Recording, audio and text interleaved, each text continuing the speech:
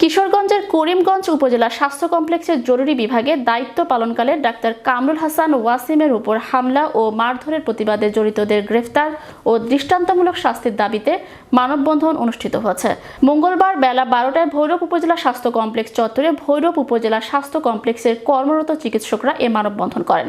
মানববন্ধনে ভৈরব উপজেলা স্বাস্থ্য ও পরিবার পরিকল্পনা কর্মকর্তা ডাক্তার বুলবুল আহমেদ ও আবাসিক medical officer doctor Kishore Kumar ধর সহ চিকিৎসকরা হামলায় জড়িত আসামিদের দ্রুত গ্রেফতার ও দৃষ্টান্তমূলক শাস্তির দাবি জানান। বিভাগে চিকিৎসারত অবস্থায় এক চিকিৎসকের উপরে হামলা হয়েছে।